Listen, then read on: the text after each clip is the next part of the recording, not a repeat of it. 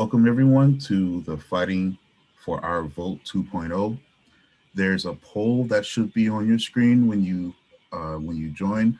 Please answer the questions, and we'll be starting in a few minutes.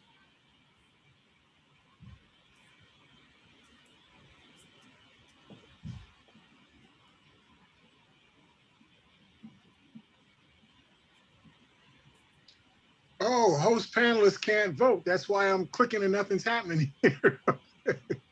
You should read before you start doing the poll. You should read. Only the attendees can vote. Yes, We attendees. know all the answers, allegedly. I know. I was trying to be the one to get to be the answer bearer, Attendees, if you see the polling on your screen, please answer the questions. We like to make this an interactive presentation. Your contributions will be valued. Thank you.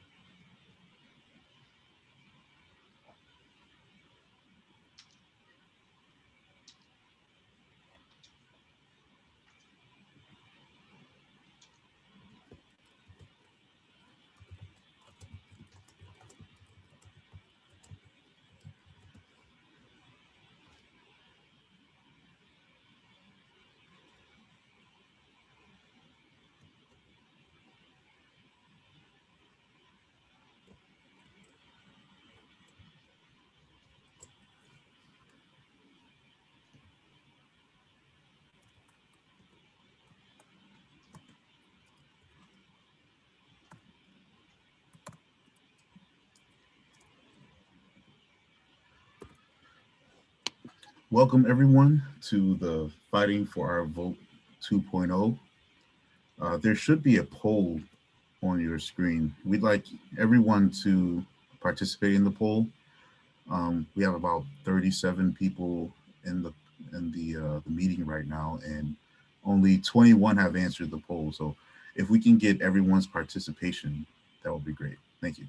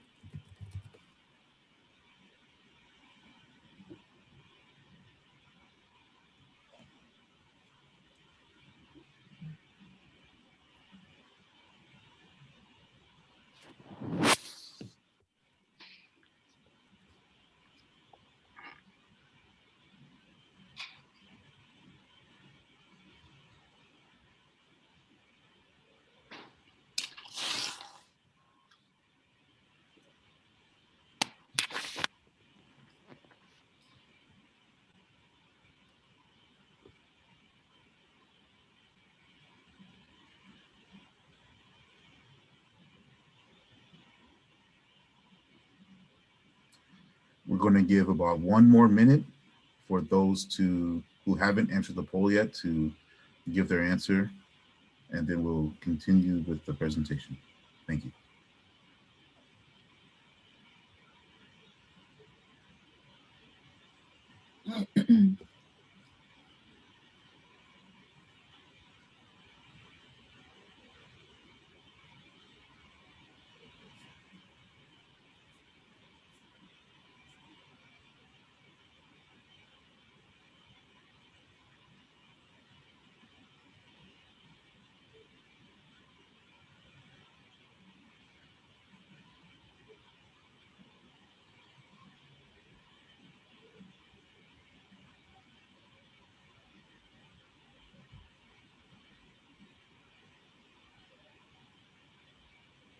We need a little music going or something.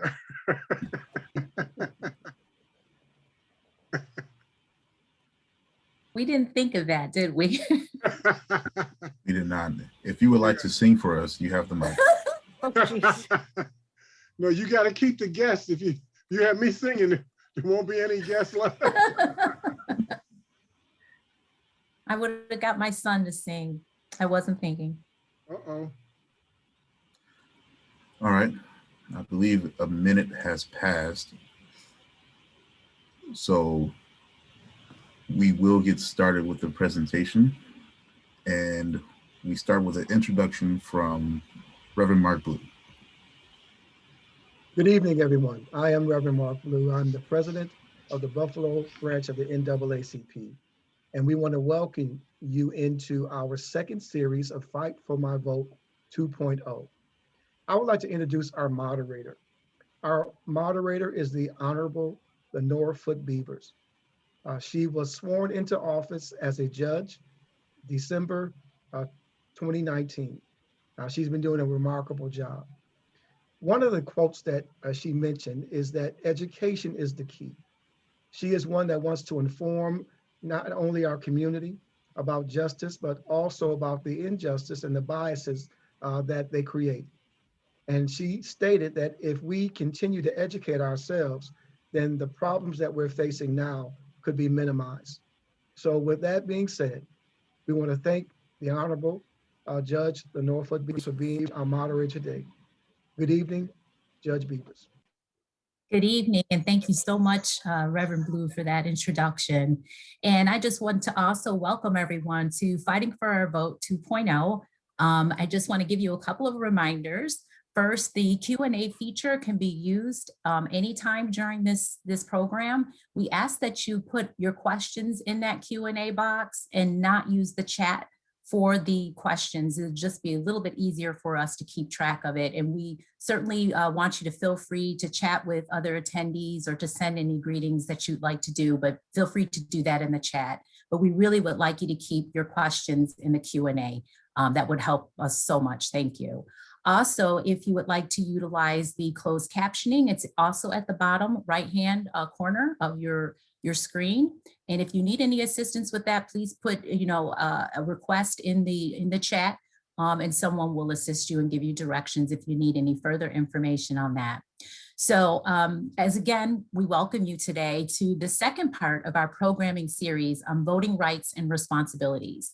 This is a collaboration and discussion sponsored by 3 organizations that share a common goal, and that goal is providing valuable election information to the community and protecting the right to vote for all Americans. These organizations are especially concerned about those individuals belonging to historically disenfranchised groups, including those people with respect to race, ethnicity, disability, and gender. These individuals may be vulnerable to the challenges encountered within what can often be perceived as a complex voting system. The organizations represented today are the NAACP, whose mission is to secure the political, educational, social, and economic equality of rights in order to eliminate race-based discrimination and also to ensure the health and well-being of all persons. The League of Women Voters, an organization that was established to educate women for citizenship and later widen its scope to ensure all citizens understand the public issues of the day. And Self-Advocacy of New York State, a group that promotes self-advocacy for people with developmental disabilities. The message today is simple. We want everyone to understand and believe that every vote counts and voting is essential. It is our platform to ensure our representatives hear our voices and opinions. As Thomas Jefferson stated, we do not have government by the majority. We have government by the majority who participate. It is more urgent now than ever before that all people who are eligible to vote participate in the election process, especially since there are so many close races. Many believe these close races are heavily influenced by the changing demographic of voters. In 2020, it is estimated that the electorate included 150 million people of color, unmarried women, and young people. This constituted about 64% of all who voted. The Fair Fight campaign led by Stacey Abrams states it best. Voting is the bedrock on which our community's future and your ambitions are built. Our first segment of this series, we covered the history of voting rights in America and the many groups that have influenced voting reforms in our country, from the African-American suffragists to the Black Lives Matter movement. We also discussed newly enacted voting reforms in New York State, voter suppression tactics, why people choose to not vote, important issues facing voters with disabilities, and the concept of inferior citizenship, and how marginalized groups in America, such as those individuals with a criminal record, those experiencing homelessness, and those whose primary language is not English, are often challenged by the voting system. During this session tonight, we would like to present as much information as possible to help you navigate the voting process. Information regarding the offices that will be on the ballot will also be included in today's program, and the resources available to assist everyone in all phases of elections. And the process of preparing yourself to make an informed decision about your vote, you should be aware of the offices that will be represented on the ballot. For New York State offices, there are 3 Supreme Court justice seats. For Erie County, there will be a family court judge seat, a sheriff, a controller, and a number of county legislator positions. In the city of Buffalo, there is the mayor's race and 3 city court judge positions. There are a number of other city and town positions for this year's election, and you can find a complete list on the Erie County Board of Elections website. If you are joining us tonight from a different county, you can consult your county's election website or contact one of the sponsoring organizations of this program for further assistance. It is important to be familiar with the job descriptions for each elected official and understand their obligation to you as a voter. Due to time constraints, I cannot go in great detail for each position, but the following is a quick summary to give you an idea of the responsibilities and duties for each job. Justices of the Supreme Court are trial judges that hear civil and criminal cases and have a great deal of jurisdiction and authority over cases in New York State. Family court judges have exclusive jurisdiction over matters concerning families and minors, including custody, visitation, child abuse, juvenile delinquencies, termination of parental rights, and family offense issues. The sheriff in our county is responsible for maintaining peace within the county and the care and custody of those incarcerated pending court action. The sheriff of Erie, just as a quick note, heads the largest sheriff's office in New York State and the 14th largest in the country. The comptroller serves as the independent financial monitor of the county's fiscal affairs and condition. All of the county's accounting records, disbursements, financial needs, and fiscal compliance requirements are overseen by the comptroller. County legislators, they are to enact, amend, or repeal laws within Erie County based on the needs and opinions of those residents within that legislative district, and to make appropriations and levy taxes within the county. The mayor is the CEO of the city and enforces the laws and supervises all departments that service the city. It is his or her responsibility to work with the council to enact laws and plan the future of the city, which is in the best interest of the residents, and to ensure peace and good order is maintained within the city. And city court judges, my favorite, handle criminal matters involving violations and misdemeanors and arraign most criminal cases, including felonies. They also handle civil cases up to $15,000, housing court, domestic violence cases, and various treatment courts, including drug court, mental health court, veterans court, and youth diversion court. As you can see, these individuals who ultimately hold these positions can potentially have a tremendous impact on your lives and the lives of your families. It is important to note that many believe local races have more of an immediate impact on our lives than presidential races. But the media attention and various other factors, voters tend to focus on the presidential elections more than the local races. Remember that the local leaders make decisions that influence our schools, criminal justice system, businesses, taxes, and healthcare. It is often argued that the local level is where the most important decisions are being made. If you are not a part of this process, your voice is not being heard, which may have negative consequences for your financial and social well-being. I now would like to introduce our panelists. I will begin with Barbara Gunderson. Barbara is a retired school teacher and moved from California to the Buffalo area in 2017 to be near her family. She spends much of her time assisting with voter registration and disseminating voter information by visiting high schools and presenting to the community via Zoom. She currently serves as the Voter Services Chair for the League of Women Voters. And the first part of her presentation will be on the particulars of the registration process and important deadlines. She will also provide helpful hints with respect to how voters can select a candidate based on the voters' values and concerns. Ms. Gunderson?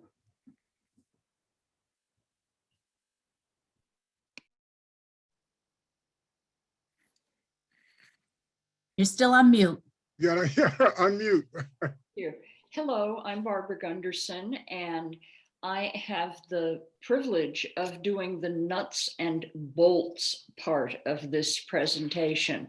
The how do you go from being a citizen to being a voter?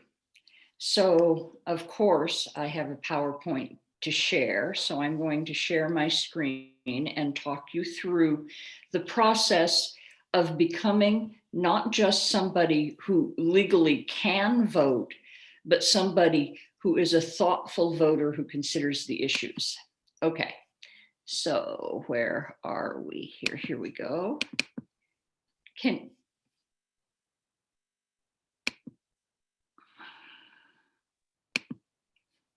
Okay, I'm assuming that everybody can see that. Yes? Yeah. Okay.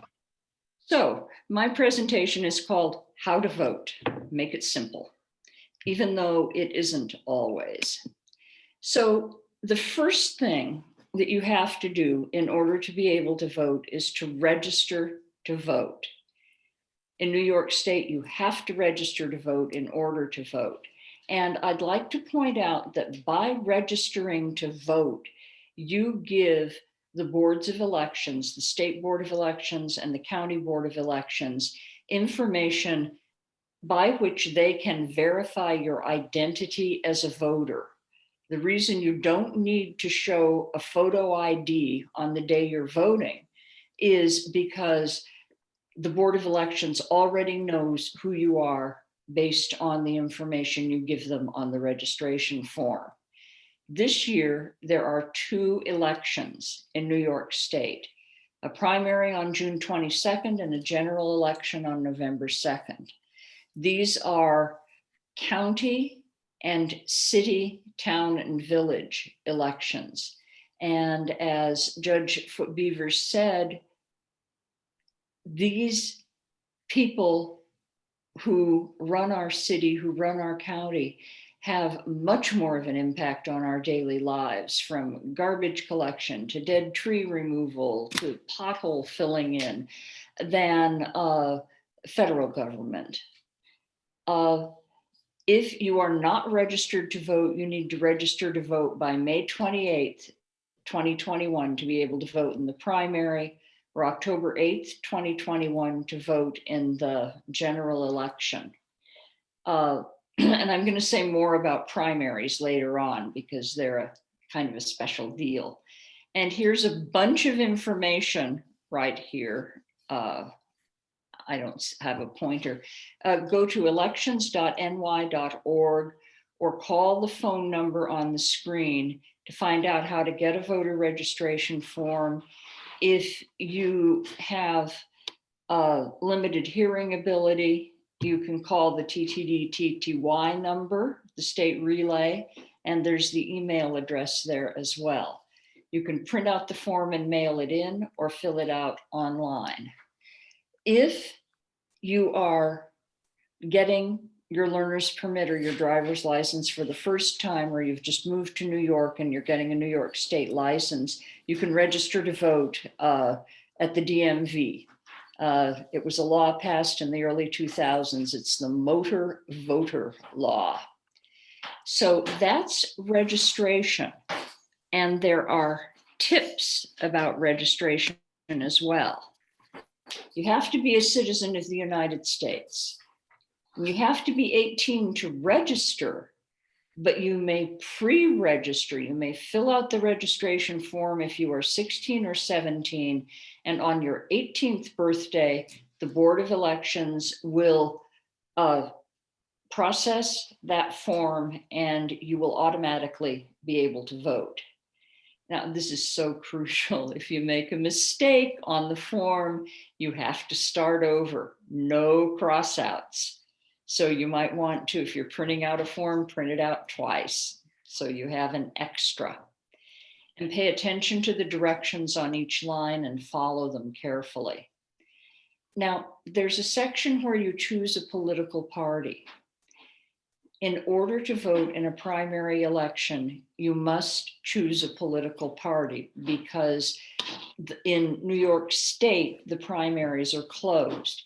People who are registered in the Democratic Party can vote for the Democrats in the primary, and those are the only people they see on their ballot. If you choose no party, you can vote in the general election, but there won't be any candidates because they're all party affiliated in the primary. Then you check your form to make sure you filled it out completely, and don't forget the stamp if you're mailing it. So that's a lot of information, and you might want to get a hold of 2 or 3 voter registration forms and practice. Now, after you've registered to vote, this is tricky. You need to know what you care most about. What changes do you want to see in the way things run today? Do you want your city government to spend more money on roads? Or do you want your city government to get rid of all that lead in people's houses and possibly in our water pipes? What do you care most about? And then make a list, write it down. You know, I care about gun violence as an issue. And when I do high school presentations, I have 13 different points of view about gun ownership. And I ask the students, where are you in these 13 different points of view? Do you think that everybody should be able to carry, conceal a gun, no controls, or do you think only the police and military should have guns? Decide where you are. What is your point of view on the issue you care about? And then you're ready to find out who the candidates are and which candidates' points of view, stated ways that they would vote on issues, are going to vote your way on the issues you care about. And it'll take some time, it'll take some research, but you do it anyway, because that way voting, people that you are voting for are going to represent what you care most about. Now, you go to your County Board of Elections website, and somewhere on the homepage, there will be a list of offices to be elected in 2021. Check it out online and make a copy of it. And Judge Foote Beavers went through the offices to be elected in Erie County, but of course in every county, the organization is a little different and the offices are a little different. So you need to go to your County Board of Elections website and find out which offices are being elected. Once you know that, and you're going to print it out so it's in front of you, you've got now in front of you an issues list and a list of offices. And you also have on that list of offices a list of which candidates are running for those offices. Then you find out who the people are. Okay, either that list of offices has the candidates on it, or there maybe is a sample ballot on your Board of Elections website. You find out who's running. Then you can go to a League of Women Voters website, vote411.org, or you can go to the candidates' websites, or you can do both. Find out what their positions are on the issues you care about. If you care a lot about street maintenance, and only one candidate even mentions street maintenance as important to them, maybe that's who you want to vote for. But you know, you don't just have that on your list. You have 5 or 6 issues you care about. And you're going to want to find out which candidate most closely matches the issue, your opinion on the issues. Consider voting for the candidates who support the positions you care about, because they're responsible for making or enforcing the laws regarding those issues. That's their job. And you want people in that job who represent you. That's what our country is all about. Us getting to choose the people who make the laws that we live by. And then make a list of the offices and the candidates you support, and use it when you vote, however it is you vote. And there are 3 different ways that you can vote. So you can vote early. And we are so lucky in Erie County, and people in other counties who are listening, you are probably going to be envious. We have 37 early voting sites in Erie County. You can find a list on the Board of Elections website.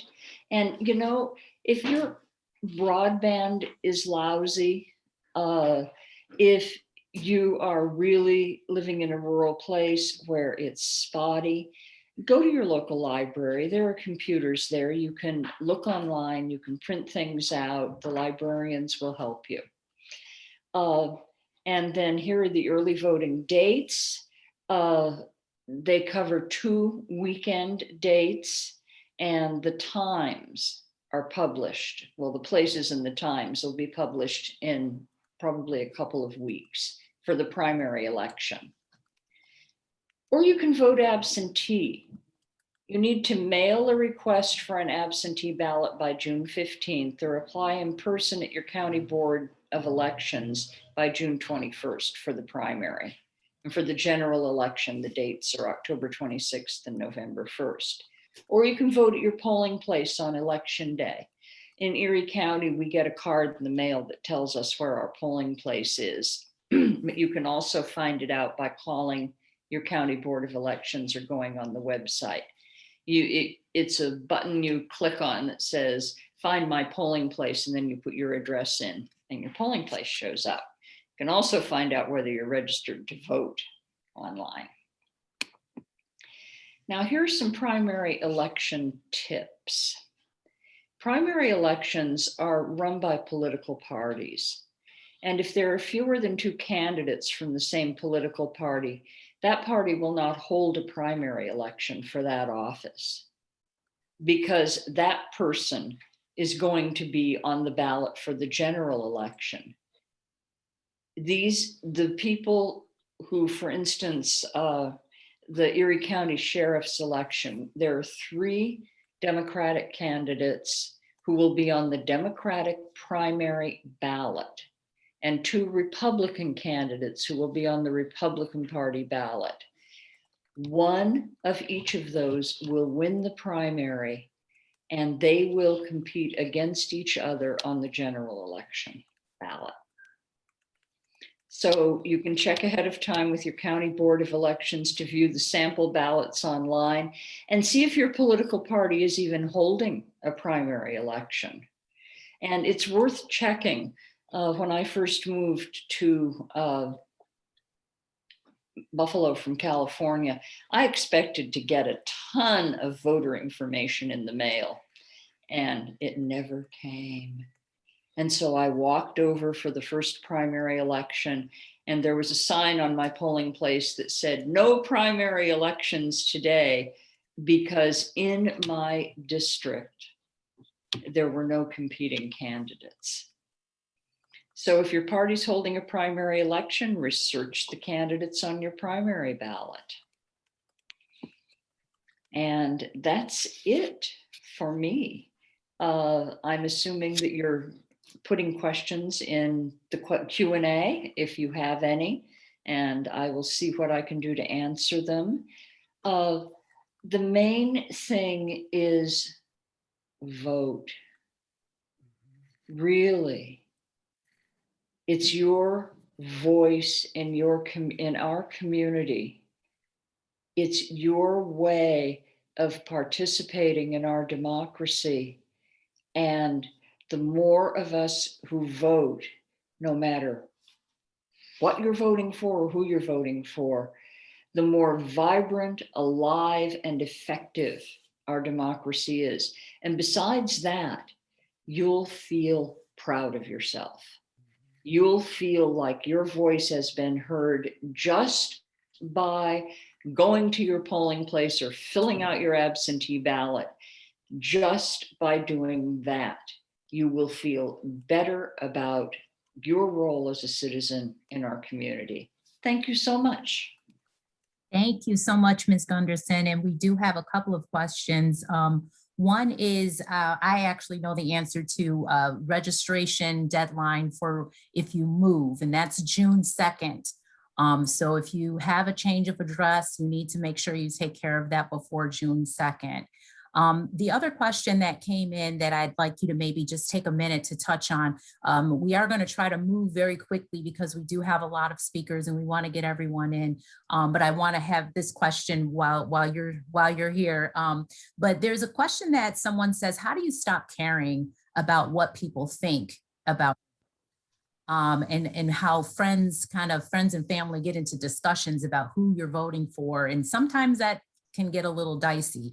And so when you don't understand maybe why someone is voting for a particular candidate and you kind of get into these debates, if this person wanted to know what kind of pointers can you use to maybe redirect those conversations and really just kind of start thinking about why it's important to you and not really care what other people think.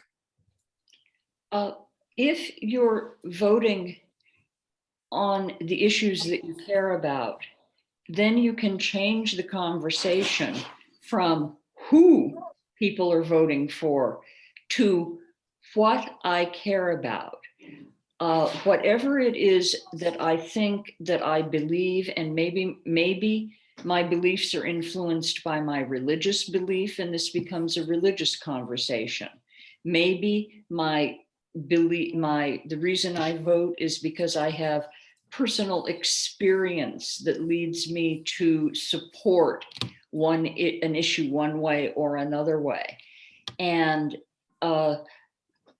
if we're able to say, I'm not voting for a person, I'm voting for somebody who will represent what I believe and what I care about, and here's what I believe and care about.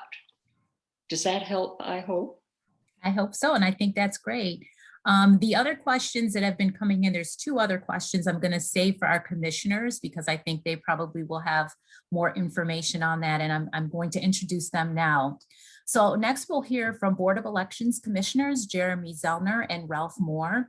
The Board of Elections is a bipartisan agency vested with the responsibility for administration and enforcement of all laws relating to the elections in Erie County.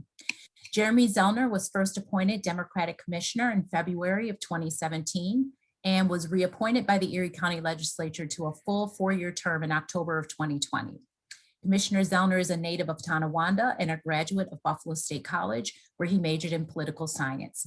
He currently chairs the bipartisan legislative committee of the New York State Election Commissioners Association. As a member of the committee for the past 4 years, he has advocated for many of the election reforms adopted since 2019, including no excuse absentee voting, early voting, and pre-registration for 16 and 17-year-olds. Ralph Moore has served as the Republican Commissioner since 2003. He is a former Executive Committee Chairman of the New York State Election Commissioners Association and also a former chairman of that association's Republican Member Caucus.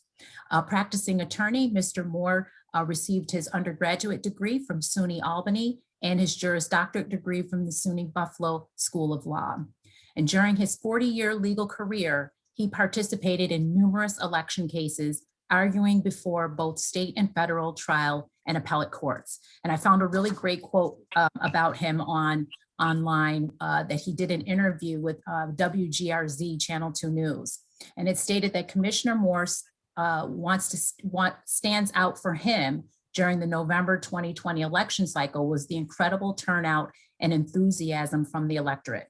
And he said, quote, "Never underestimate the enthusiasm and the patriotism of people of Western New York. We're very encouraged by the turnout that we had this year." So we all were really amazing. As Barbara has already stated, we don't care who you're voting for. We just want everyone to participate and vote. So commissioners, we all appreciate you taking the time to speak with our attendees today and provide an opportunity for people to hear directly from you both about some of the misconceptions that are out there about how votes are counted, the concept of flipping votes, replacement of malfunctioning machines, how inspectors are trained, how people are removed from voter rolls, just on and on. We've received so many different comments. So these are just a few of the issues identified by voters as problems and concerns. And I would like for you to both to begin the conversation. I'm not sure who's going to start, but by addressing these questions. What exactly happens to our ballots once it's submitted into that machine and it just kind of gets swooped in and we're all like, okay, what happens now? And then if there's a mistake found on a ballot, what is the process that your office goes through in order to correct that and notify that voter? And then finally, what is fusion voting? People are really very confused about that, and how are votes certified? So those are the kind of 4 issues that we'll start with for now. And, just as I don't know who would like to start. Commissioner Zellner? Well, thank you, Your Honor. I'm not sure Commissioner Moore is able to join us. Oh, okay. I didn't recognize that. But I appreciate the invitation here, and thank you, Mr. Hare, and BJ, who we've worked so closely with, and Barbara, and I also want to thank our NAACP president. He's always there helping us out anytime we need anything as well. The short version of the answer to those questions is we do elections right in New York.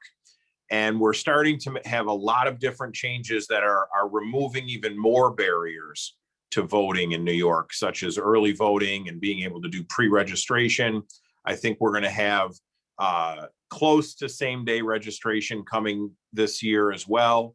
So the answer to your question is, we've got 630,000 voters in our county, and when they vote, every single vote is counted. If there's a mistake on the ballot, the answer is that sometimes the ballot is spoiled, which means it is put in it's spoiled and put in the machine underneath it. But we account for that spoiled ballot when we do our auditing after the election, where we account for every single ballot. And we also have a paper trail for all of our ballots as well. So it's not like you just put the thing in the machine and the machine, or you just type it into a machine. We have a paper trail which is reconciled with the voting machine once the votes are tabulated. And again, once we do our canvassing after the election, we account for all of those ballots as well. We're a bipartisan board. Everything we do is done in a bipartisan fashion, Republican and Democrat. That's how the state board is set up, and that's how our county boards are set up. I've got to hand it to Commissioner Moore. He's been an incredible leader at this board since before I was even involved in this stuff for decades. And he's really done a tremendous job of, he's the chair of our board, of leading us through some of the most difficult challenges that we've had. As I said, we haven't had election law changes like this in 100 years in New York State. And it was kind of literally thrown at us immediately. And he has been a really great partner to expand early voting and have 37 sites, as was mentioned, in our county. And, some counties don't work very well together, and we are a partisan board, a bipartisan board. And sometimes I think some of the commissioners take that a little too far when it comes to elections. But Commissioner Moore has been a terrific partner to be able to administer our elections here in Erie County and roll with all the changes. With COVID last year, he and I were the first board in the state of New York to allow for a portal for absentees.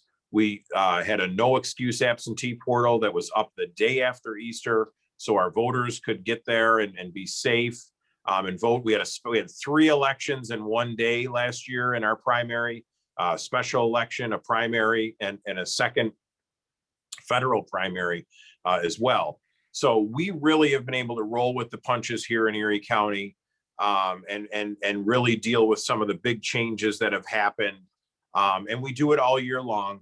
We have elections all year long for local fire districts, for school boards. We continue to perfect our registrations. One of your questions was, can you be purged? You can be purged if you move. If you move and a card comes back to us that says you moved, you will be taken off the rolls. Or if you don't vote in 2 of those federal elections and move, or if we get that card back that bounces back, say, I know one of our party leaders' grandson is doing his residency in Rochester, but he's registered here. Well, his card got bounced back because we did a postcard check, and so he's in Rochester for 6 months, so his card bounced back somehow. So he was taken out of our roll. So she called and said, he's a registered voter here, so we had to go in our system and change that. But New York State has since passed a statewide registration so that we know this. We're communicating now with all the different boards through the state board. That was just passed last year. And that's just another great thing for us to not be able to just shift someone and not have them have to re-register. If we know they're in Long Island, they'll be automatically registered in Long Island now because we're communicating with the state board and all the rest of the boards. So, it is a fallacy, this voter fraud, and it simply does not happen in New York State or Erie County. I can tell you that. And changing or manipulating of the votes is impossible. We have so many catch-alls. We are literally watching one another do things. There's a Republican and a Democrat at every step of this process overseeing things, and so that every vote counts. That was kind of my part of this. I was hoping to answer more questions that anyone might have, and I'm happy to do so. But Judge, I just appreciate you putting this on. I think this is critically important. As Barbara mentioned, the local elections have a big impact on our daily lives. We see so many folks that are just obsessive with the presidential every 4 years and think, all right, well, that was my voting. I'm done for 4 years. We can't have that. We've got to continue to participate. So we've also, Commissioner Moore and I have begun a program where we're going into the schools now in 11th and 12th grade government classes and giving little presentation about how to vote, how to register so that we can get them pre-registered to vote, but also talk about being civically engaged, because that's a critical part of this that's missing. And so we began that just prior to the pandemic, and we obviously couldn't get in any schools, but we just started getting back, and we went to our first 3 districts over the last few weeks. And I spoke with President Sharon Kottman about the city schools, and we're excited to hopefully get in there soon. So there's a lot of changes coming. I just saw the majority leader at an event a few moments ago, our assembly leader, and I said, boy, you've really got to, you should get your own election law lawyer that's personal to the majority leader. And she laughed. And there's a lot of changes happening right now. And so it's an exciting time, but stay up to date on our website and our social media, and you should be able to keep all that info together. All right, wonderful. We do have a few questions. I'll start with, is there a Braille voter registration form available? Yes, I believe it has to be, well, first, all of our machines, which BJ will explain, are available to anyone who needs one. Our Ballot marking? Yeah, the ballot marking devices, they're all available. But yes, we also had last year, we had to use a special service to make sure that there were Braille ballots. Not only just for registrations, but, I'd have to look into exactly how we have a Braille registration form, but I believe we do it online. There's a way you can do it online. All right, and if whoever asked that question, you can maybe call down to the Board of Elections for more information. And we can mail you one as well. Okay, so that'll be great. Another question was, is there any transportation that's provided to the polls? And that could actually, one of the other representatives from one of the organizations can also handle this, but I just thought we would ask Commissioner Zellner if anything is ever coordinated through the Board of Elections. Not through the board, but I know that some of the party people offer rides, and there's other services that offer rides, but it's not really proper for the Board of Elections to offer rides to folks. Okay. So I think it's best through one of the sponsoring organizations to try to coordinate maybe what agencies are assisting with that on the various election days. Another question was, is it likely that no excuse absentee voting will be continued once the pandemic is over? Yes, it is currently being continued.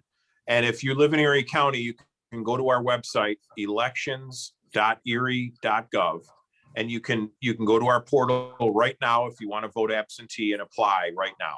So right now, under the executive orders and state law, we have no excuse absentee, and we're going to be voting on a state constitution on a referendum this November to allow it moving forward. So after this year, we should have it from now on either way.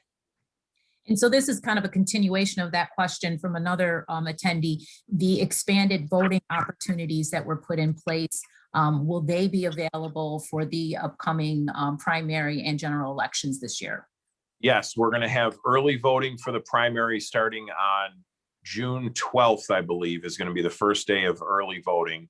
And in Erie County, we've really tried to be uniform with our locations to the best extent possible. With the timing of early voting, we're gonna try to keep it at the same time. And the state is currently trying to put guidelines in place so that it's uniform across the state.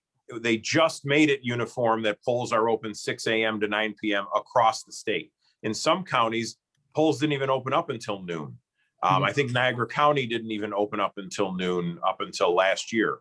So I like the fact that we're getting a little more uniform across the state. So if you live in Niagara Falls and you move to Buffalo, things aren't drastically different. Wonderful. And then I've got two more. First, you kind of already touched on it, but maybe you could expand a little bit more. There seems to be a concern about all of the absentee ballots and mail-in ballots being counted. So maybe you could talk about the process that's followed with respect to counting those votes. Well, when last year, there was a new law passed called the Cures Act. So if there was a mistake with any of the ballot, you get a chance to cure the mistake. For instance, if you didn't sign your ballot, we contact you 3 times via telephone or via email. If we have one on file, we contact you to come to the board and fix it and fix your signature. So if you do, you can now fix that. Whereas in the past, your ballot was just dead. I've got to tell you, we had so many absentees last year. It was overwhelming. I mean, we had something like 300,000 total absentees that we processed last year. And I've got to tell you, there were so few mistakes. When people got them, they followed the directions. It was, it's not a hard process to follow, but there weren't many mistakes at all. And those that were mistakes are now able to be fixed via the Cures Act. Okay, great. And then the last question, unless something comes in while we're talking. Last year, there was so much controversy over even various states certifying their votes. And so can you kind of just go through what is the process here in New York State with respect to certification of votes and how that is all determined? Well, each county is their own county board, and each county has to certify their results. And then it goes to the state level, and the state board certifies the state results and so forth. We go through an extensive process, which is currently being changed in the legislature so that we can move things a little quicker. So we don't certify our results until any litigation is over, any counts, all the counts have to be done. We have to do a thorough canvass to make sure that everything lines up perfectly. And then we can certify the election. What part of the problem is that we're hopefully going to alleviate is anyone can object to any absentee ballot after the election. So we will get a team, and in close races, you'll get teams of attorneys on both sides coming down, making objections, looking at the absentees, and that could take sometimes weeks just to get that process going. And so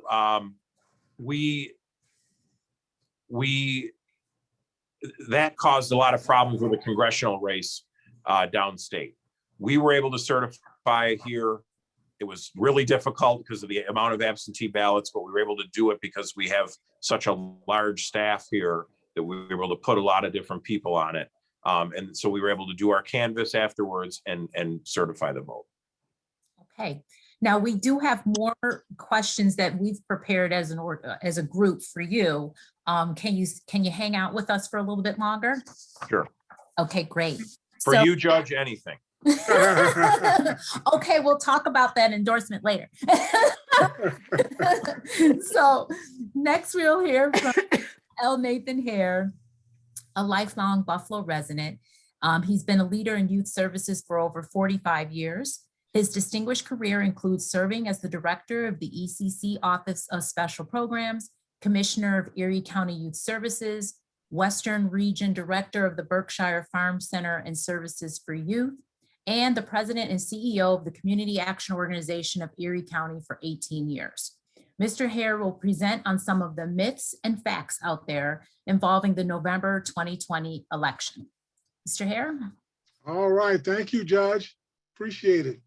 Quickly, the current efforts underway to suppress or reduce people's abilities and opportunities to vote by the more conservative-oriented members of the voting or the elected state leaders harkens back to America's history of voter suppression with the goal of denying primarily Black people the ability to vote and to participate in any meaningful way in the nation's purported democratic process. Southern states and many parts of northern, Midwestern, and Western states curtailed the voting rights of formerly enslaved African people during the post so-called Reconstruction period, according to an analysis by the Washington Post. Today, something in the area of 47 states across the country have Republican lawmakers. I won't even bother with who the lawmakers were, but there have been proposed some 250 changes in election law that would limit voting by mail, early in-person and election day voting, with such constraints as requiring stricter ID requirements, limited hours. You heard Jeremy talking about us being open from 6 o'clock in the morning until 9 o'clock at night. there are some states that have actually voted. I think Georgia is one that has restricted voting now, so that the polls open up at 7 o'clock in the morning and they close at 5 o'clock. So if you're not able to vote during that time period, you don't get an opportunity to vote at all. Even more proposals have been introduced since then that include proposals to curtail the use of ballot boxes and eliminate automatic registration for absentee voting, which would force voters to apply each election cycle for a ballot. Proponents of these voter suppression campaigns are masking their efforts in rhetoric of we're doing this to provide greater security to protect votes from fraud or tampering or other abuses by in-person voting by illegally. The Brennan Center's report, called The Truth About Voter Fraud, found that most reported incidents of voter fraud are actually traceable to other sources, such as clerical errors or bad data matching practices. To give you an idea what we're talking about, the report found that the incident rates of voter fraud, or at least votes that were not correctly done, was 3 10,000ths of a percent to 25 10,000ths of a percent. That's 0.0025, 25 10,000ths of a percent. I'll get into this in just a minute in terms of how this applies. When you look at the laws being enacted by Georgia and pushed in many other states, you will see that virtually nothing in these laws that they're proposing will do anything to prevent vote tampering or hacking or manipulation of the votes cast. All of these bills are focused on limiting voter access to polling places, to drop boxes, to absentee ballots, notarizing ballots for absentee ballot signatures, on-site photo IDs, and voting hours. None of those things are going to prevent hacking or tampering or vote manipulation. These election laws changes attack problems that don't even exist for no reason other than to suppress the votes of those people who don't drive, don't have driver's licenses, don't live within walking distance of a polling place, who can't stand in line for several hours, who can't get off work to vote before 5 o'clock, who can't stand in lines for several hours without eating, and so on.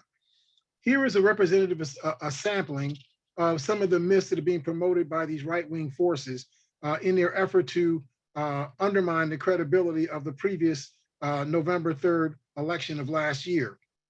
For example, there was a myth that votes for Donald Trump were flipped to Joe Biden during the ballot duplication process in Maricopa County of ballots that could not be read by the vote tabulation machines. Without getting into the detail, in Maricopa County, if the machine was not able to read the ballot, they actually take the ballot and they have a team, as Jeremy talked about. You have at least a Republican and a Democrat on the team. They actually physically look at that ballot and figure out who the person was actually, or persons the voter was actually trying to vote for.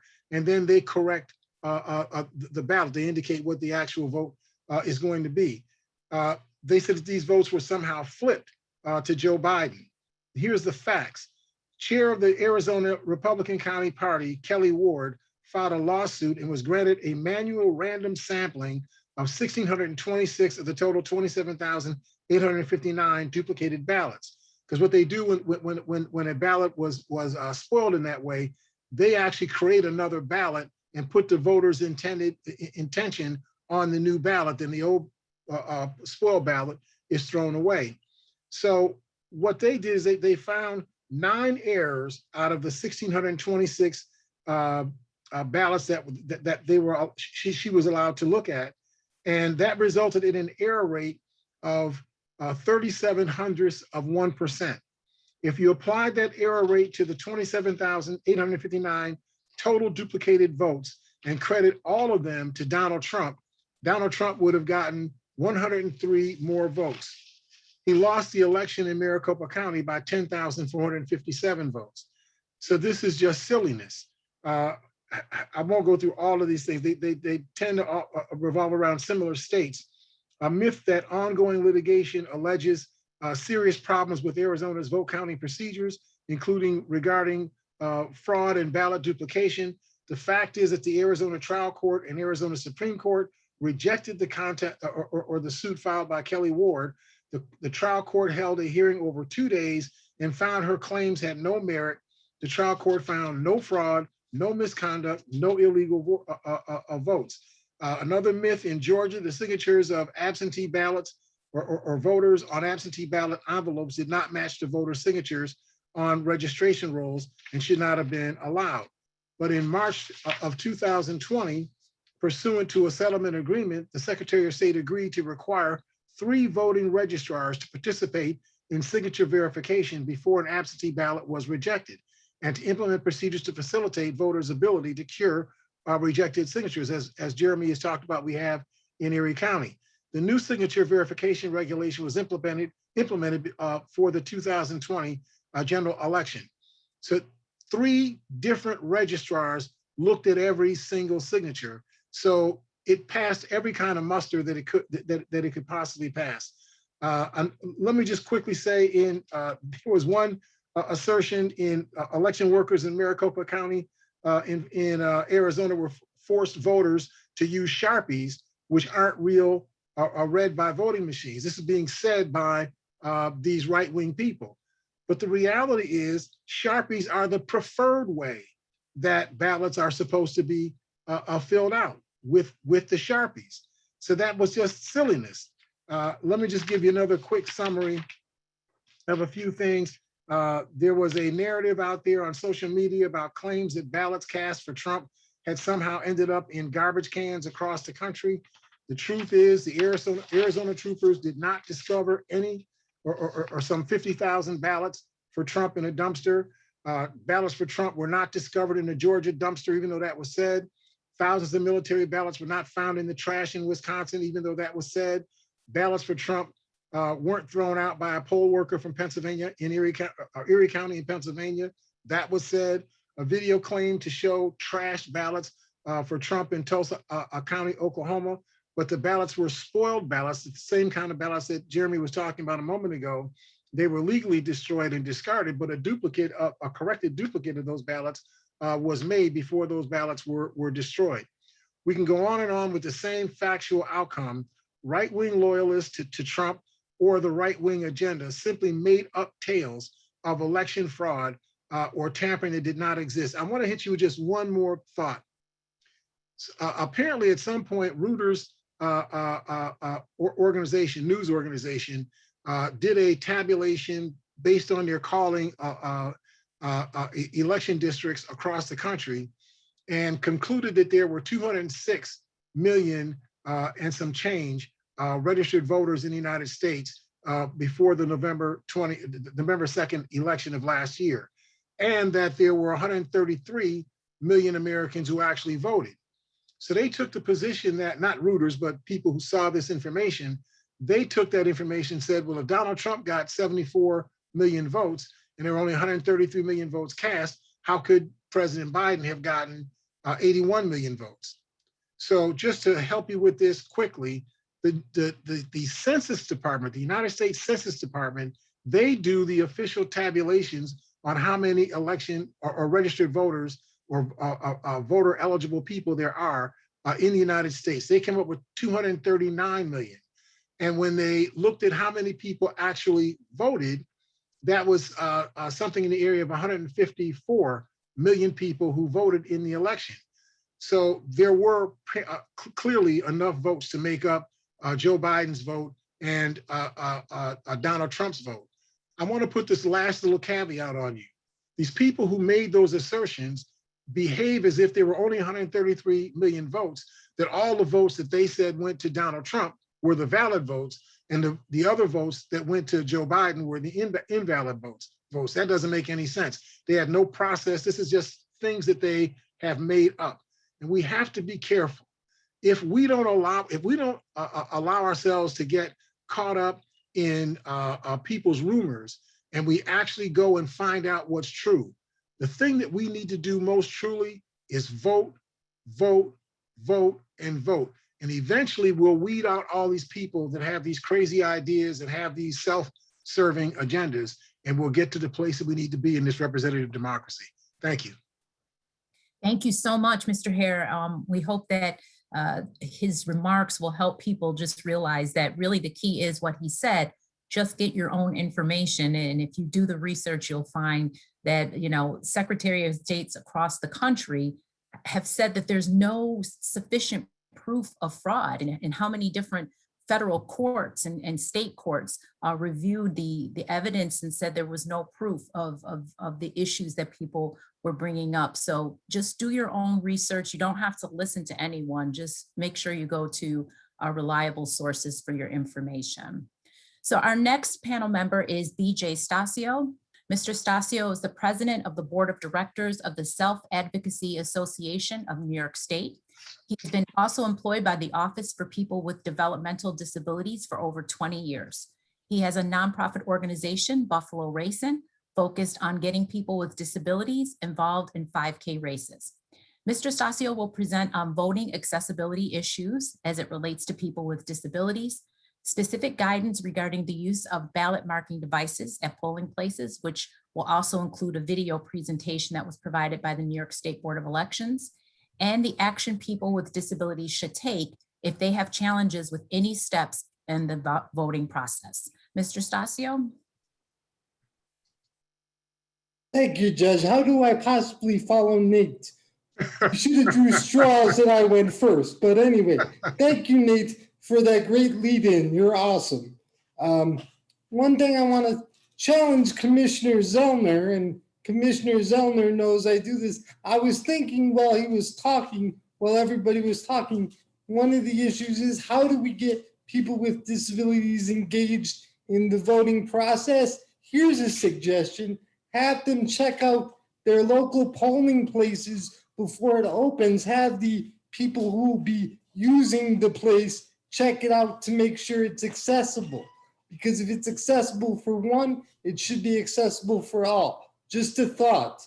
And I think it should be done throughout New York State, because New York State is head and shoulders above the rest of the country with the voting, I feel. And one of the things that's important, I want to remind everyone that your vote matters.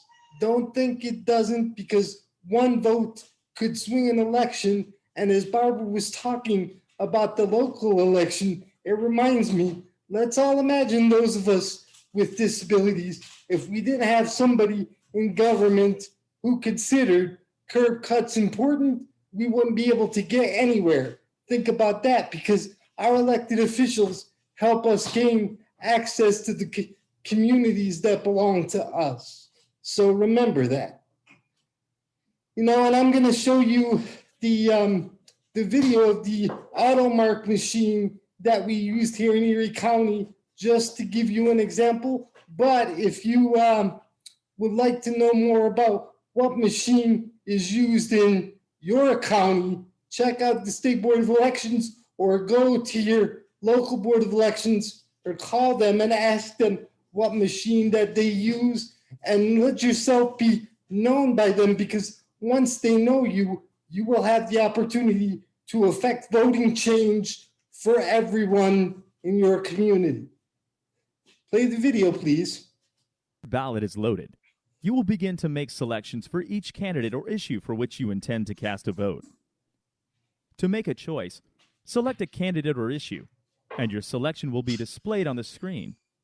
If you are using headphones, your selection will be confirmed with audio instruction. To move through the ballot after you have voted on a page, select Next to move forward. At any time, you may select Back to return to a previous page. The ES&S AutoMark also allows you to enter a write-in candidate. To vote for a write-in candidate, select the oval next to the word Write-in. When the write-in oval is selected, the write-in screen is displayed. You can then select the letters and spacebar on the displayed keyboard to spell the name of the candidate. Select the OK button when you have completed this selection.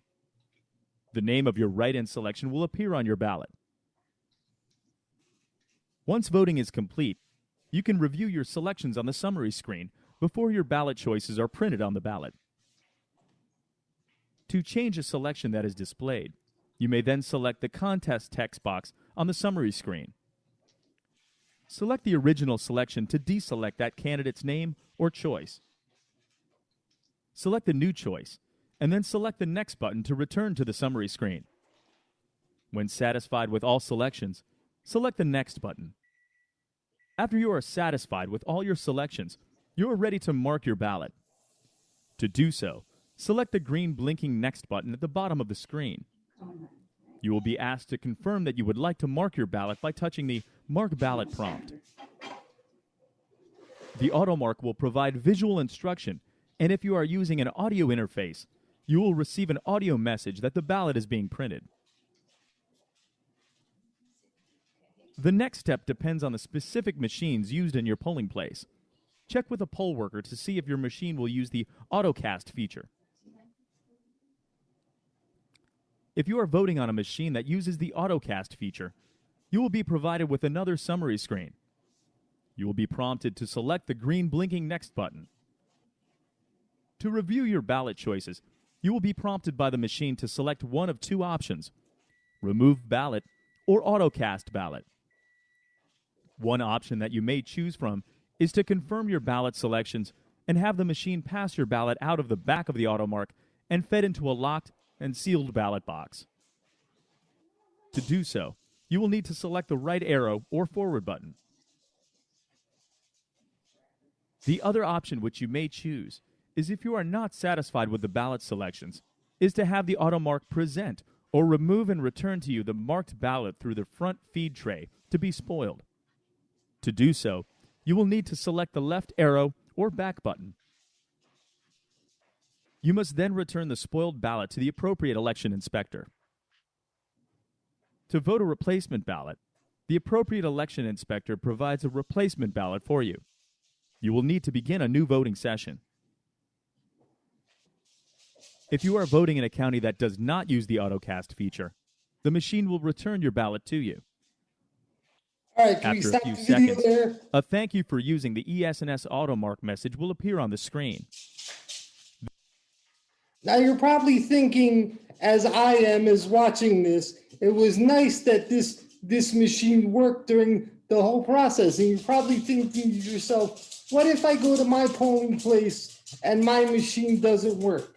Well, you have a right to ask the poll workers to make sure it's working. And I've gone to places, no fault of the Erie County Board of Elections. I think it's based on the location where it hasn't been plugged in, because the poll workers' attitude was nobody's going to use it, so why should we plug it in? Well, let me tell you what. If everyone, not only those with disabilities, uses the machine, there will be more than one, because there will be a demand for it. If you don't use it, it's not going to be there for you to use, because they'll think your vote doesn't matter, but trust me, it does. And just because there's the wheelchair symbol on the box that it comes in doesn't mean somebody without an obvious disability can use it. Maybe you have difficulty reading or your vision's bad, so go use that machine. And in Erie County, we are waiting for new machines to come. Maybe the Commissioner Zellner will give us a little bit of an update. I'm excited about the new machines. I can't wait to find out what those are and see if they work better than the AutoMark. I'm excited about that. So that's my bit, and I'll take some questions now. Thank you. Maybe Commissioner Zellner can give us a quick update regarding the new machines. Maybe, there he is. No update yet, BJ. We got so much new equipment in, but what BJ is referring to is we have new machines that I believe are going to be able to be utilized by everyone. They're much larger. They're basically touch machines that will generate paper for us to continue voting the way we do. So there's a paper trail, and also it could generate a receipt.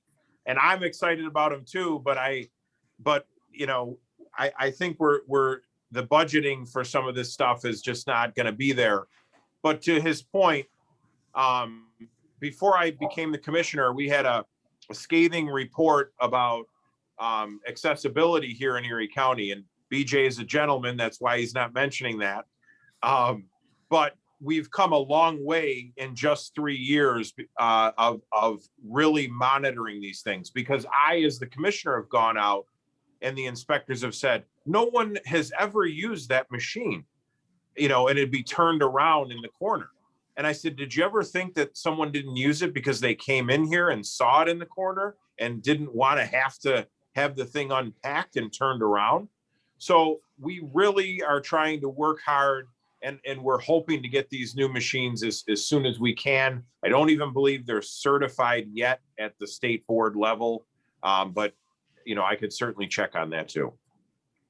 Yes, and can we please have a conversation about having people with disabilities come and do an accessibility assessment of the polling sites, so you don't get all those calls that you usually get from people? And for those of you listening out there, if it's not accessible and you feel something's missing, contact your local county board of elections to tell them, because that's the only way they're going to fix it.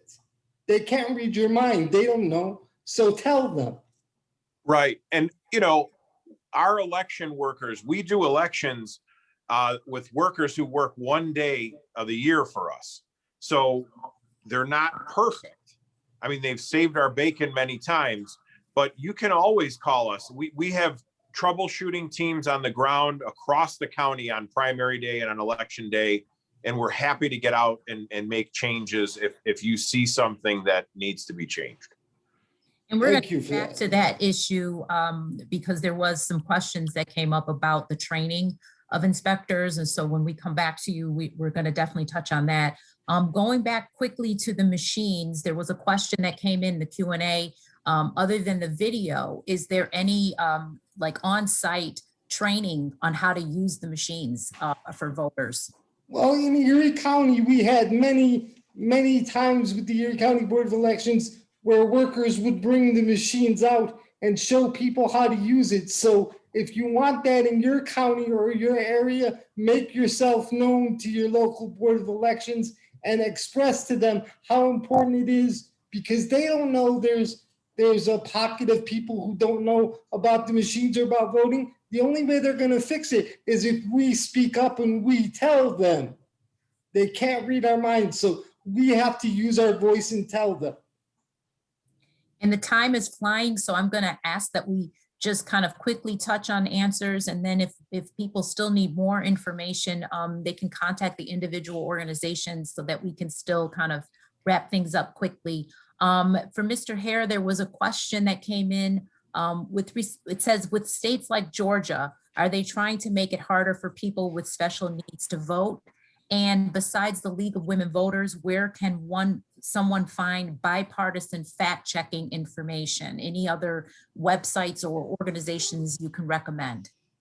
Well, you can go to the Brennan Center, BRENNEN Center, and they have a website that actually discusses this very issue. They do a lot of research on what took place, did a lot of research on what took place in the November 2020 election. So that's one place to go. If you email me your email address, I'll send you an article that has some of the sources that you can go to get more information about this. As far as the relationship with the special needs population is concerned, they didn't specifically target the special needs population to try to limit their ability to vote. It's just that the things that they actually did will have a harder effect on special needs populations than it will have on the rest of the population. Anything you do that limits the time of day that people can vote, that makes people have to go through a lot more changes. I mean, think about having to get 2 notarized signatures of witnesses on your absentee ballot in order for you to just cast your ballot. It might take you a week of running around before you were able to get that done. I'm hoping that your bank would do the notarization for you for free, you know, and so on. So it's that kind of thing that they've been doing. The problem with the special needs population is that the people who are policymakers aren't honestly taking the special needs population's needs into account. They're just looking at the population of people that they think are going to be the bulk of the voters, and what do they need to do to marginalize or increase the populations of people that they want to vote or not vote.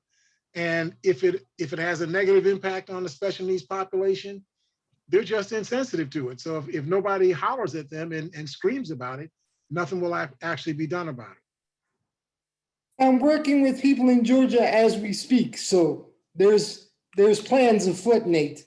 All right. All right, that's good news. Ms. Gunderson is back up for her second part of the presentation, and I'll just ask the presenters if they could maybe cut it down a little bit, probably half the time that you would have spent. Unfortunately, it's now 8:22. So Ms. Gunderson, for your second part, if you could please provide a summary or a checklist of what voters need to do to get prepared for the primary and general elections this year. I know you have a checklist and a card that you are going to share your screen, and Okay. we can go from there. It'll take me a minute to find it.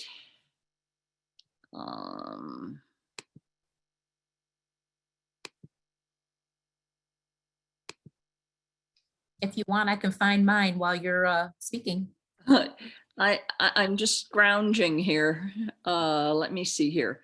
I just have to move some stuff over. Okay. Got a question? I have a question while Ms. Gunderson's looking for her document. How do we know who to contact when we encounter problems at the poll sites? And should we be prepared beforehand? So, having that information with you just in case you have a problem when you get to the polls. Maybe I know Mr. Stasio knows about who should be called, and Mr. Zellner, Commissioner Zellner, if he could also comment who should be called if there's a problem at the site. Well, the inspector should be able to handle any issues that you have. But you can always call our main number here at the Board of Elections, 858-8891. We're also, now that we're headed into this early voting and e-poll books, we've been able to have a lot more accountability on our sites through the e-poll books, because we can message our inspectors. We text them to their personal cell phones and we're calling them all day, but now we can message them any issues and we're monitoring them here at our mothership in my conference room, where we see we can tell how much time it's taking to register, to get people in and to vote. We can see if their batteries are dying because something's not plugged in. We can see when the inspectors check in and check out for their lunch, and so that it's covered. So we can monitor these things. If you call us, we're going to stay on top of all of it. All right, if we could just put that phone number in the chat, 716-858-8891 for the Erie County Board of Elections if there's a problem on the day that you are at your polling site. And Ms. Gunderson has her card up. You can see it, right? Yes. This card was made by the League of Women Voters of New York State. It says Part 1, Facts for Voters, and that's exactly what it is. It's who can vote, how do you register, how do I make sure I'm registered, where do I vote, 3 ways to vote, how does an absentee ballot work, do I need identification, where do I find a ballot, and candidate information, and what we're, vote411.org, and then all of the dates. And I have ordered a whole bunch of these actual print version, but this is also on the League of Women Voters of New York State website, and you can go and find it and print it out.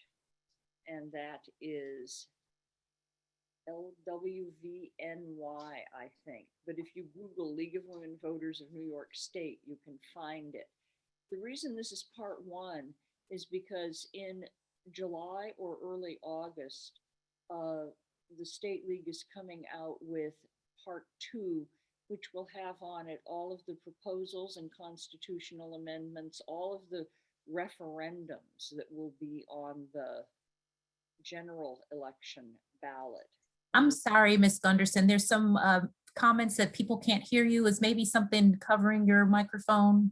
Oh, I don't think so, but I'll get closer. Okay.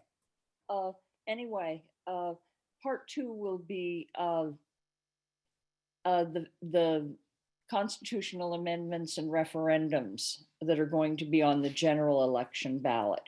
If you want to print out a copy of this, you can Google League of Women Voters of New York State, get to their website, and you should be able to find it to print it out.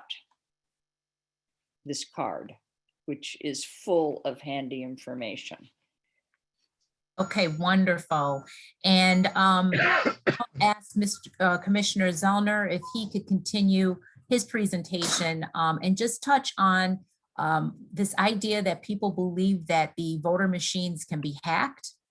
And then you talked a little bit about inspector training, but there were some comments and complaints about inspectors not knowing what to do when there's a problem, how to handle a problem with the machine, those types of things. So maybe you could explain exactly what is the training that they go through. But first, this whole hacking thing of the machines seemed to come up quite a bit.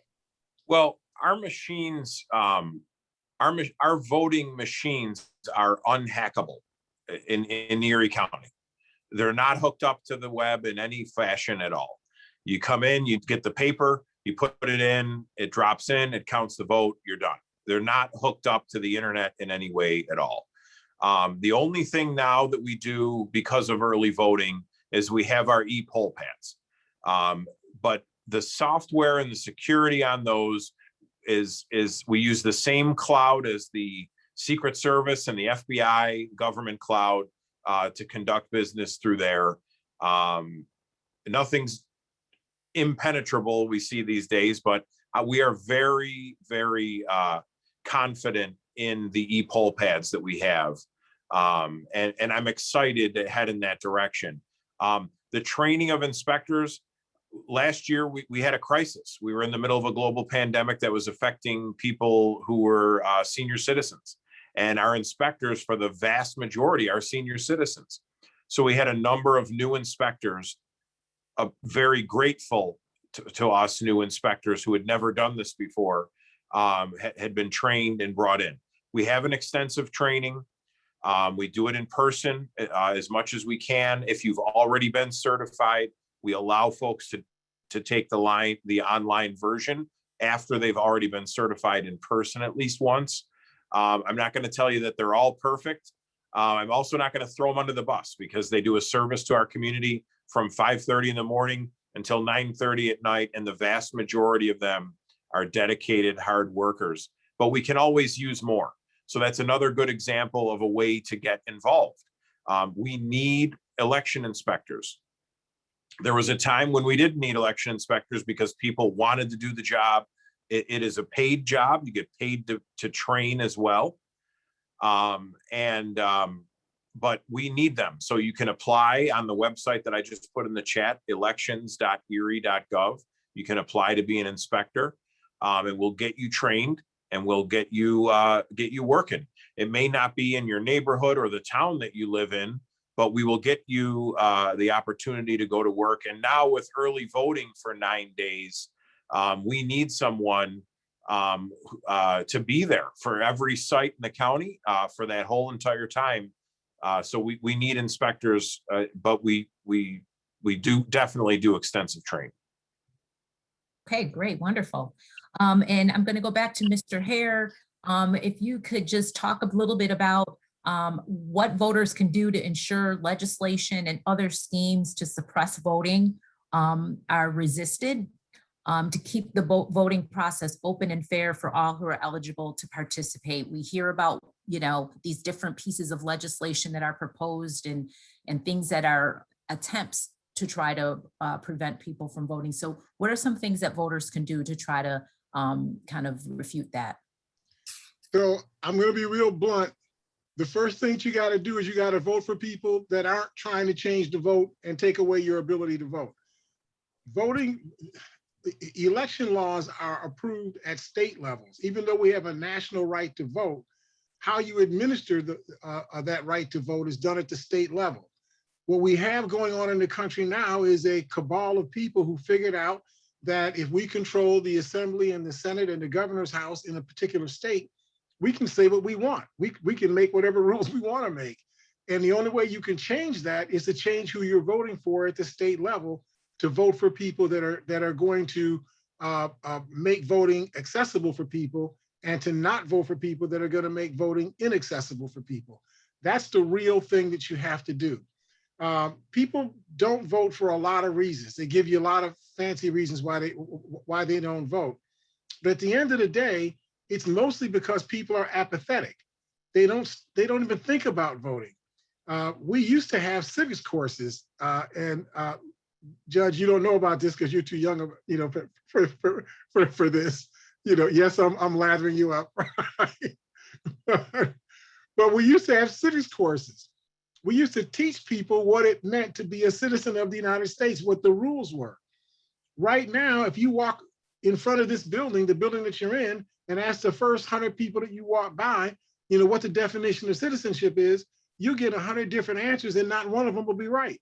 So we've got to do a better job of educating our people about what it means to be a citizen of this country, so that you know what rights you have to defend. If you don't know what rights you have to defend, you're not going to defend them. And the people that are trying to manipulate us so that they get the people elected who they want to get elected, they don't want you to know what your rights are. In fact, they'll give you a wrong impression about what your rights are, and it'll be too late because they already get into these positions. So that's the main thing I can tell you that we need to do. We have to talk in our churches, we have to talk in our associations, we have to talk in our community centers, we're going to talk in our schools. The same thing that Jeremy was talking about a little bit earlier in terms of getting these civics classes in schools. We was talking about working with Sharon, oh goodness, I was going to say Troutman, that's not what I meant. It'll come to me. But the president of the school board, working with Sharon Belton Cotton. Beltman Cotton, if we work with them and get into these school configurations and raise people up, and then do the best we can with the adults, use churches and other gathering spaces that people come to, and educate people on what it means to vote, independent of who you're going to vote for. That's a separate issue. You'll figure it out. Whatever's the right thing for us to do as a people, it'll come up in the course of our democratic voting. But it's not democracy if we don't vote. We're actually putting ourselves in a position we're going to have an democratic country rather than a democratic country, because we're not manning up and defending our right to vote. So it still comes back to voting, even for this issue. That's the way you resolve it. Yep. And so Commissioner Zellner, we're back to you. There's two more questions for you. The first is that there is a rumor floating around that there's going to be a requirement that people are vaccinated in order to vote in person. Is there any truth to that? As Mr. Harris said, you can't believe everything you see on social media. Right. Or, I know that very well. No, there's nothing like that that's happened. In fact, even last year in the height of the pandemic, we struggled with what to do with folks who refuse to wear masks into the polling site, because we can't prevent them from voting. We can't say I wanted to be able to say, you can't come in. We got to protect our inspectors. We got to protect the rest of the voters. What we did then was we said, you don't have to wear a mask, but you have to wait until every single person in front of you votes and leaves, and then you can come in. So no, I've not heard anything about that with masks. It would be again, unconstitutional to mandate that, I would believe. Yep. I believe so too. And the second question is that there's several people with disabilities who would like to be at the polling places and serve as inspectors, but for various reasons need to do a half day. Is there any consideration that's being given to allow that and to offer it for people? Well, Commissioner Moore, I've heard the reasons why they don't allow half-day inspectors, because often I think sometimes when they do work half days, they're more apt to not come in at all. If they say, oh, they just had me for half day, I'm not coming in. but we've loosened it up a little bit to allow for half-day inspectors. So if you have people that want to come in and work, we'll take them. Give us a call. If you can't speak through with our inspector coordinators, give me a call or shoot me an email, and we'll try to put you to work if we can. And maybe work that through SANUS, if that's okay. I hope I'm not speaking out of turn, but that the organization can maybe assist you with getting through to the Board of Elections and explaining why, you need to have that half day if you're very interested in serving. I'm now going to turn to Mr. Stasio. If you have any last kind of like ideas or suggestions for people that want to take action if someone is, denied, or they believe they're being denied their right to vote due to their disability, what should they do, and what action should they take? You should be an informed voter, number one.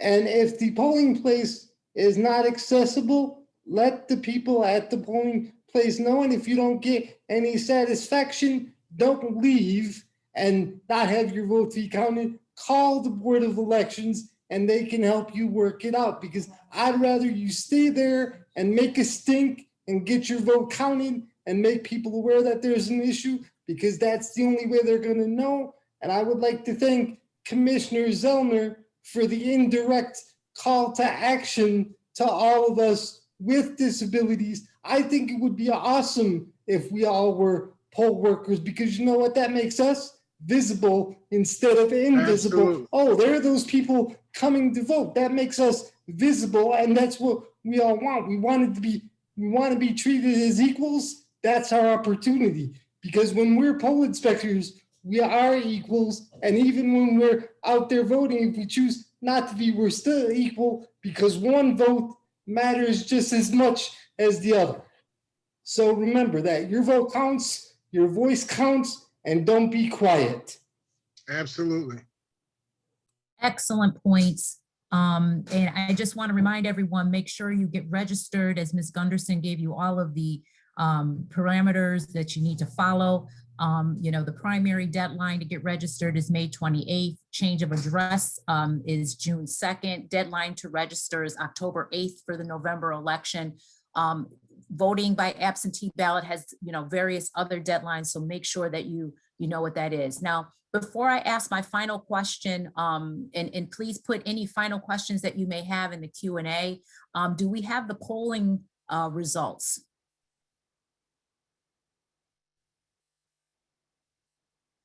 Wow. All right. So question one was, your name will be removed from the Board of Elections roster if you have not voted in the past 2 voting cycles.